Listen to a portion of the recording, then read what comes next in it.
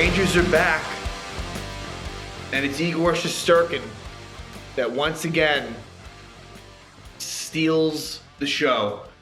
He not only should be in the Vezina conversation, not only in the Vezina conversation, but the front runner to in the Vezina. Right now, it's definitely him. There is still a good amount of season to go, but if the season ends today, Shesterkin wins that Vezina. But also for the Hart, he deserves definite MVP consideration. I don't think he would win. I don't think that he would be a finalist, but I think we need to. The conversation needs to be had.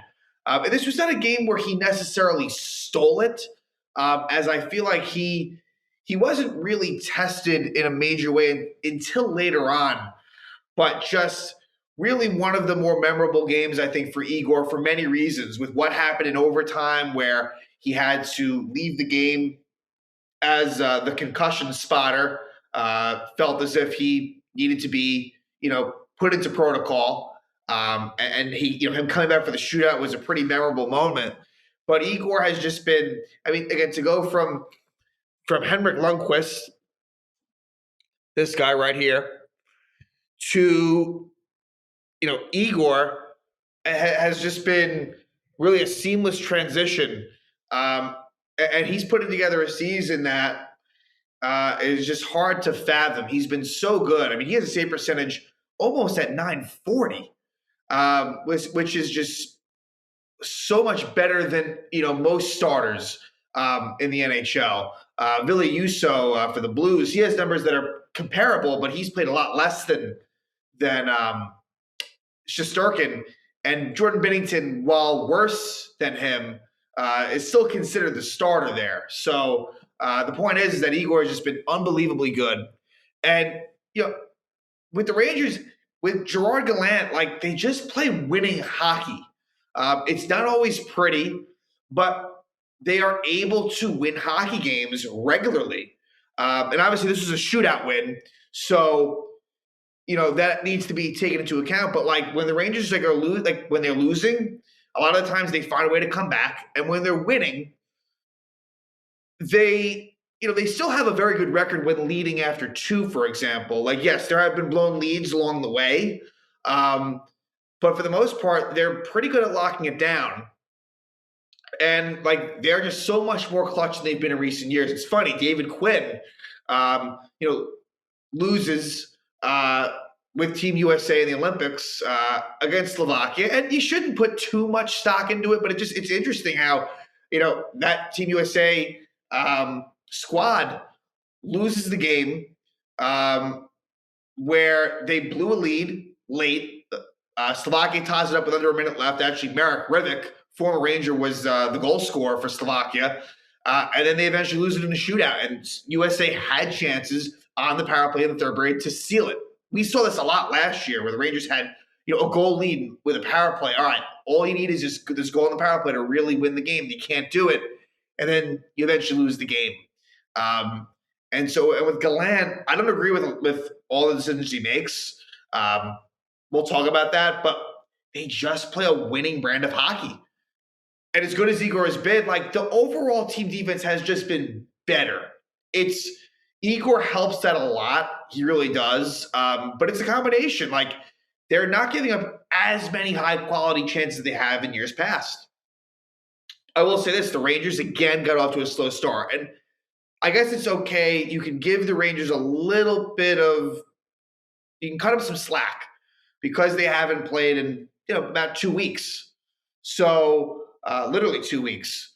So – it's understandable in this case, but we've seen them do this. And the Rangers didn't get their first shot on goal until I think 12 minutes into the period. They only had 2 shots on goal the entire period. And the Bruin goal was a goal by Charlie Coyle at 3:39. And this is a really bad turnover by Barclay Goodrow. Goodrow, someone who normally is a responsible player who makes the right decision, makes a really bad back pass. He thought he was going to pass it back to Lindgren, who was already moving up on the play, led to a really good Bruin chance, and they score. Like I said, Coyle gives the Bruins 1-0 lead. Where the Rangers catch a break in this game, no Brad Marchand, no Patrice Bergeron. When those two are out for that team, you kind of have to win that game. Boston is a pretty good, like Jeremy Swayman. I like Jeremy Swayman. Like I think and he was very impressive in this game. He's a pretty good goalie. And also just Boston's overall team defense is still one of the stronger ones. Like it's a pretty solid 6-man defensive unit. Not so much top heavy besides Charlie McAvoy, but like in terms of rolling, with the 3 pairs, it's pretty solid. And so, scoring against Boston isn't that easy. I'll say that, but still, Boston lacks any type of firepower. Yes, you have David Pastrnak. Yes, there's other guys like Charlie Coyle, like Craig Smith, and some other guys as well, but it's just a little bit different. Boston gets that early goal. And the Rangers, as the period moves on, they get better. But it was a really bad first 10 minutes. They didn't really get much going at all, but it was a very quick period, not many play stoppages. And so Boston has that one thing lead going into the second. For the Rangers, Patrick Nemeth still out. It's one of the stranger situations you'll find where is it personal reasons? Is it physical? I tend to think it's more on the personal reasons because he has been practicing. But I also don't think it's necessarily like, oh, he's a healthy scratch. There's something going on there. I just don't know what it is. And hopefully we'll eventually gain some clarity on it. But Nemeth is out again. The good news is Zach Jones comes in, not Libor Hayek. And Jones was with Braden Schneider. That was a really good third pair. These are 2 rookies who have, combined maybe 20 games of NHL experience. It's a very small amount.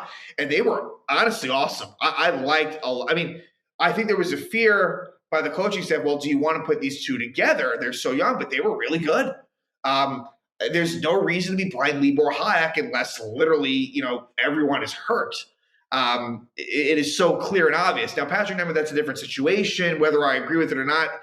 If he's deemed ready to play, he'll be in there. But I got to say, Jones Schneider looked really good. Second period, there's nothing going on. No penalties through the first 2 periods and no scoring in the second period. Rangers, it was a much better period for the Rangers where they did outshoot Boston 15-9. So you could feel like the Rangers were coming along, getting better, but they couldn't score. And again, that goes back to that lack of 5-on-5 scoring. Like defensively 5-on-5, they're fine, but scoring is a problem. I didn't agree with the fact that Greg McKegg was in the lineup over Morgan Barron. So they make the right decision going with Jones over Hayek, but they don't make the right decision going with McKegg over Morgan Barron.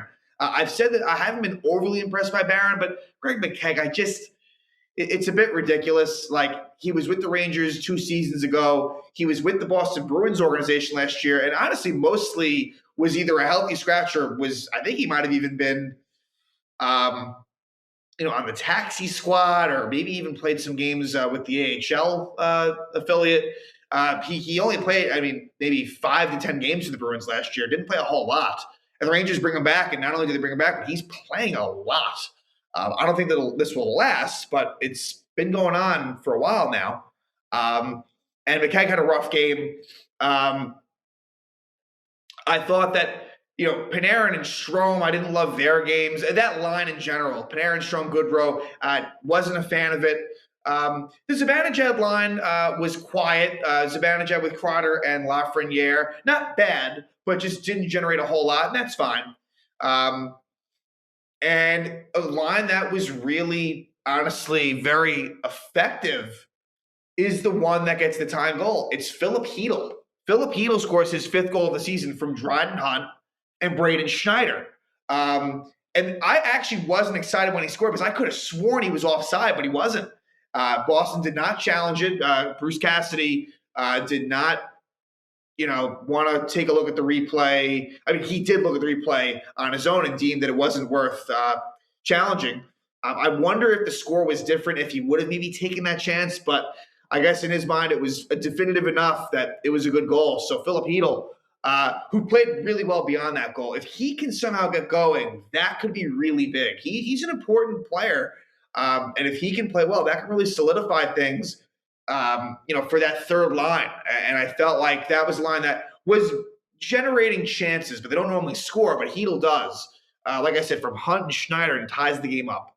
So there you go. Then there had been no penalties until Keandre Miller takes a tripling penalty with about 8 minutes left in the game. I felt like the Miller-Trouba pair, they had their struggles, both of them. It wasn't a great night. There is redemption at the end, but I felt like Keandre Miller and Trouba weren't at their best. But still, they did log a lot of minutes. There's something to be said for that. They did play quite a bit. Trouba played over 22 minutes, and Keandre Miller played just under 22 minutes. So again, it wasn't all bad, but certainly could have been better. Rangers do kill that off.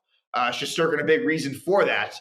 And then there would be 4-on-4 play as Nosek takes a cross-checking penalty, Trouba roughing. And on that 4-on-4, towards the end of it, Keandre Miller is tripped by Charlie McAvoy.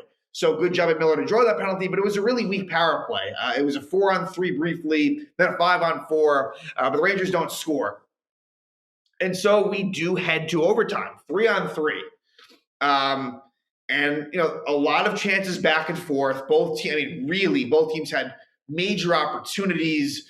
Artemi Panarin, specifically, I can, think of really breakaway, a really nice pass from Ryan Strome. I'm not going in chronological order because what happened was about midway through the overtime, Craig Smith kind of barrels over Shesterkin. This is where things get really interesting. Craig Smith barrels over Shesterkin, and give Alexis Lafreniere credit. He would take a penalty, Lafreniere. So the Rangers, I guess, theoretically could have had a power play. Lafreniere is called for a roughing penalty as he goes after Craig Smith. And that's a good job. When your goalie's down like that, someone as valuable as Igor is, I don't mind Lafreniere taking that penalty and evening things up. But what comes with that, Shesterkin was not taken out right away, but they felt as if, like the concussion spotter, that Shesterkin needed to be evaluated. And he was very upset. Jim Ramsey, the trainer, comes out and tells him, you got to go. He's just the messenger. It wasn't Ramsey's decision. And Shesterkin, as he skates off, he slams the stick, along the glass. It's funny. He's such a cool, calm, collected guy, but there is that intensity. I mean, this was like a classic moment, I feel like, for Igor, as I think the appreciation for him by the fan base is growing. There's that love for Shesterkin.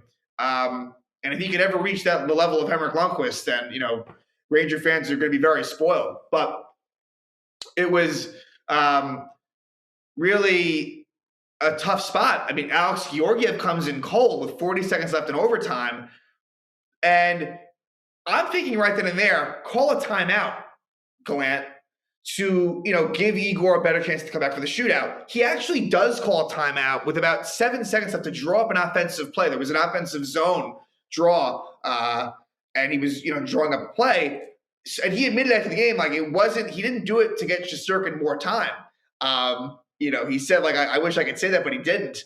So it ends up working out. But I think it was very beneficial that happened. And all of a sudden, Igor comes back out before the shootout, and the crowd's going crazy. And this was, again, the Rangers have played a lot of crazy shootouts, and this is up there as being one of the craziest. It goes 9 rounds. The Rangers do go second, which, again, I really like that. I just like going last licks. David Quinn did not do that against Slovakia. He chose to go first. They lost. And, again, it is 50-50 at the end of the day. I like it. I like shooting second.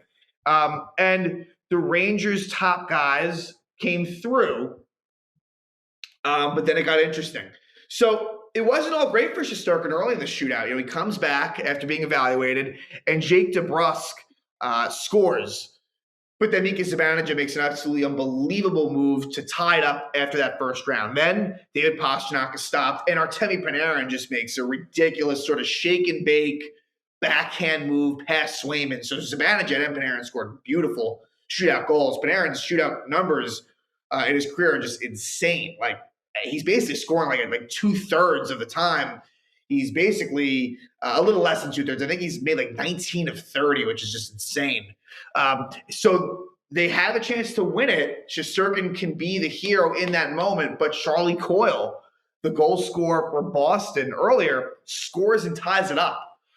So the Rangers have a chance to win it on many occasions. The first being Alexis Lafreniere. I would have went with Adam Fox in that moment. But Lafreniere goes and doesn't score. So we go to the 4th round. Eric Haula is stopped. And so then Adam Fox goes, makes a move, doesn't score. We go to the 5th round. Taylor Hall unsuccessful. Then Ryan Strome goes. I'm not surprised by that, and his attempt was a pretty weak one. I think he shot it wide, just not a good attempt. Then Charlie McAvoy, he misses. And then they go Chris Kreider, and he did the move that he did in the skills competition at the All-Star game. I admire the attempt, but it didn't work. Swayman makes the save, so we move to the 7th round. Trent Frederick is stopped by Shesterkin. Then Philip Chytil goes, and Chytil made a really nice move, and it was a good save by Swayman. Really good move by Chytil. Can't blame him. So we move to the 8th round. Nick Foligno, who was 0 for 11 in his career in the shootout, now 0 for 12. And then Dryden Hunt goes. At this point, it starts getting really random. Dryden Hunt is stopped by Swayman, so we move to the 9th round. And what was interesting is that Craig Smith goes, and he's obviously the one who interfered with Shesterkin. Smith also has a pretty good shootout track record from his days with Nashville. But Shesterkin comes through, and then that leads us to K'Andre Miller, who, like I said, had a bit of a rough game, ups and downs. And K'Andre Miller just makes an unbelievably good move. And I kind of had a feeling it made sense at that point. They didn't, maybe Barclay Goodrow, maybe you could have gone with him forward-wise, but you had a lot of good defensemen to kind of choose from. I guess maybe I was more thinking Zach Jones, thinking that he might have some offensive ability, but K'Andre Miller certainly too. Miller has shown at times that there's a lot of talent there. This is someone who, just in general, there's a lot of raw ability for K'Andre Miller. Like the physical skill set is there. And just what a move. K'Andre Miller with the walk-off win. So another defenseman wins it for the Rangers. Fox against the Kings, Miller against the Bruins. And so the Rangers win it 2-1 in the shootout. A fun game. The Rangers continue their really good home ways. And it's good because, the Penguins continue to win. These 8 teams in the East, they're very solid. Like even the Bruins, this was a good point for the Bruins. I think if you're a Boston fan, you're all right with that. So the Rangers are in no danger of missing the playoffs. They're going to get in easily. But, you want to, I think more just for morale and confidence, you want to just continue to win games. And along the way, move up in the standings. Look, the Rangers are very good at home. If you can, have that home ice advantage, that's even better. So now the Rangers will stay home and take on a pretty surprisingly decent Detroit Red Wings team this year. They've taken a major step up. Mark Stahl will be making his return to the Garden, which I hope that he gets I think he will get a good ovation. This is someone who he is up there in terms of games leaders in the history of the New York Rangers. I have to imagine Mark Stahl, he might be in the top 10 or so. This is someone who was a Ranger for a very long time, had some unfortunate injuries that kind of set him back a bit. But he's been a pretty good veteran for the Red Wings. I feel like he's definitely helped a lot of the young players, and he's still playing at an NHL level. This is someone that, I could see still hanging around. So that'll be fun to see Mark Stahl return to the Garden. And so, the Rangers come out of this break, continue to win, and, hopefully they can continue to do so. Again, Igor Shesterkin, it's been fun to watch, and I don't know, we'll see if there's going to be any sort of talk about him maybe being in that MVP conversation.